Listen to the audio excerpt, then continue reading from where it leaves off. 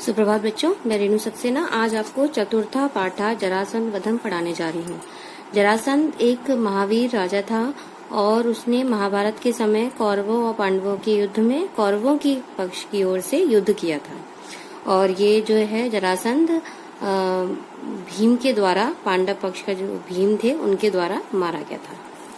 जैसे कि इसमें ऊपर लिखा भी हुआ है कि महाभारत कौरव पांडवों की जय पराजय की, सत्य असत्य की तथा धर्म अधर्म की कहानी है। इसमें देश देशांतर के राजाओं महाराजाओं ने भाग लिया।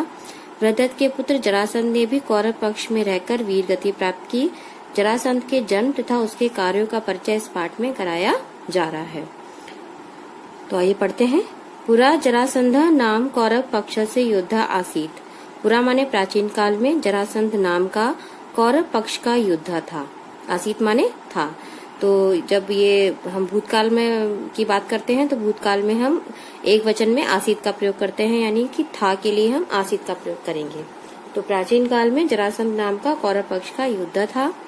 सा माने वह दुरात्मा बुरी आत्मा वाला था। और महावीरान क्षत्रियान युद्धे विजित्य स्ववेश मणि निरुद्ध प्रत्येक मासस्य कृष्ण चतुर्दश्याम एका एकम हत्वा भैरवाय तेषाम बलि अकरोत। वह बुरी आत्मा का था और महावीरान माने महावीर, बहुत अधिक वीर, क्षत्रियान माने क्षत्रियों को, युद्धे विजते युद्ध में जीतकर, स्ववेश मणि अपने घर में, निरुद्ध माने कैद करके, प्रत्येक मास से प्रत्येक महीने की, कृष्ण चतुर्दश्याम कृष्ण चतुर्दशी के दिन, एका एकम हत्वा एक एक करके उनको मारकर, भैरवाय तेषाम बलि अकरोत भैरव को उनकी बलि दे दिया करता था। कृष्ण चतुर्दशी का मतलब आप समझ रहे हैं कि एक महीने में हमारे दो पक्ष होते हैं, शुक्ल पक्ष और कृष्ण पक्ष, जिसमें हर एक पक्ष 15 दिन का होता है। तो कृष्ण पक्ष की चतुर्दशी यानी कृष्ण पक्ष के 14वें दिन, ठीक है, एक एक करके भैरव को उनकी बलि दे दिया करता था।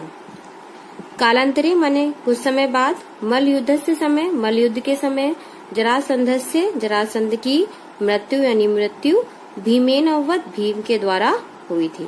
उस समय बाद जब मलयुद्ध के समय जरासंध की मृत्यु किसके द्वारा हुई थी? भीम के द्वारा हुई थी। आगे देखिए। जरासंधा बृहदस्य पुत्र आसीत। जरासंध बृहदत्त का पुत्र था। राजा बृहदत्त थे, उनका पुत्र था जरासंध। राज्ञा बृहदस्य कालांतरे यदा कोयपि संतति न संजाता।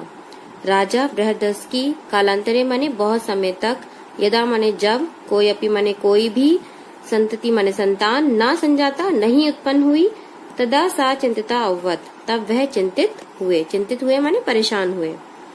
जब राजा बृहदत्त की बहुत समय तक कोई संतान उत्पन्न नहीं हुई तब वह बहुत चिंतित हुए। एकदा माने एक बार, एका सिद्ध पुरुष एक बार एक सिद्ध पुरुष, तस्य राजप्रसादे उसके राजमहल में, उपस्थिता अववत उपस्थित हुए। एक बार कोई एक सिद्ध पुरुष थे, वो उसके राजमहल में उपस्थित हुए। सा सिद्ध पुरुषा उस सिद्ध पुरुष ने राजा नाम एकम आम्रफलम अददात।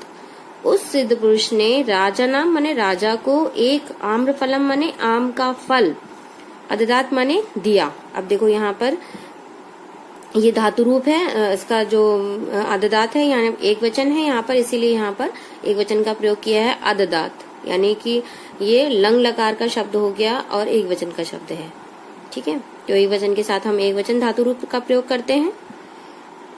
तत् फलम नीत्वा वह फल लेकर राजा दो भार्यों अपनी दो भार्यों माने पत्नियों के पास, विवर्ज्य माने उसको आम के फल को विभाजित करके, अर्धम अर्धम यानी आधा आधा खादितुम खाने के लिए, अददात माने दिया। तब उस राजा ने क्या किया, उस फल को ले जाकर अपनी दोनों पत्नियों को विभाजित करके अलग अलग आधा आधा खाने के लिए दिया। अर्धम अर्धम माने आधा आधा खाने के लिए दिया। कालांतरे दो अर्ध अर्ध शरीर रूपे एकम पुत्रम अजायंतो। कालांतरे माने कुछ समय बाद दो अर्ध अर्ध माने आधे आधे शरीर रूप के, एकम पुत्रम अजायंतो एक पुत्र का जन्म हुआ। कुछ समय बाद जब उनकी पत्नियों ने पुत्र को जन्म दिया तो उनके जो पुत्र थे वो कैसे थे? आधे शरीर वाले थे, ठीक है। तो वयो पिंडो जरा नाम धेया निशाचरी संजोयम एका कृत्वा एकाकारम कृता। तो वयो पिंडो मतलब उन दोनों शरीर के भागों को जरा नाम की निशाचरी ने संजोयम माने संजोकर यानी एक एक करके एकाकारम कृत्वा एक आकार दे दिया। मतलब कि जो आधे आधे शरीर वाले जो दोनों बच्चे थे उसको उन्होंने एक बना दिया, एक बालक बना दिया। अतः तस्य पुत्रस्य नाम जरासंध इति संज्ञावत्, इसलिए उसके पुत्र का नाम जरासंध ये नाम हो गया। जरासंध माने जरा के द्वारा जोड़ा हुआ, संध माने होता है संधि करना यानी मिलाना।